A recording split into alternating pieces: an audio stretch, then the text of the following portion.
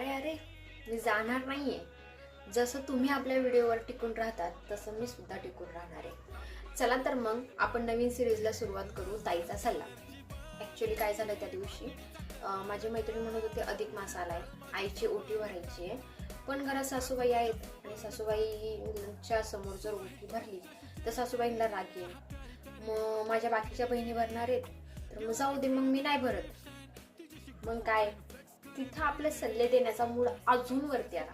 आणि मग नंतर मी त्यांना सांगितलं, तुम्ही एक काम करा, तुमच्या सासूबाईंना सुद्धा मुलगी नाही आहे ना, मग तुम्ही असं करा की सासूबाईंनाच जाऊन सांगा का आता मला अशी इच्छा होती का तुम्हाला पण मुलगी नाहीये आणि तुम्ही मुलीप्रमाणे मला आजपर्यंत सांभाळलं, तर माझी अशी इच्छा होती का तुमची सुद्धा मी ओटी भरावी आणि त्याच निमित्ताने माझ्या आईची सुद्धा ओटी भरता येईल.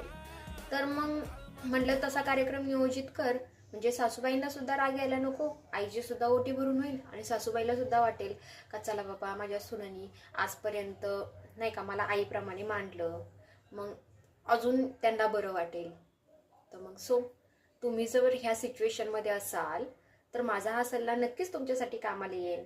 व्हिडिओ आवडला असेल तर लाईक करा, सबस्क्राईब करा आणि आपला व्हिडिओ सगळ्यांपर्यंत पोहोचवा. म्हणजे ज्या ह्या दुविधामध्ये पडल्यात का सासूबाईमुळे आईची ओटी कशी भरायची, तर तुम्ही असं करू शकतात का सासूबाईची सुद्धा ओटी भरू शकतात आणि आईची सुद्धा ओटी भरू शकतात. दोन्ही सुद्धा आपल्या आयाच आहे.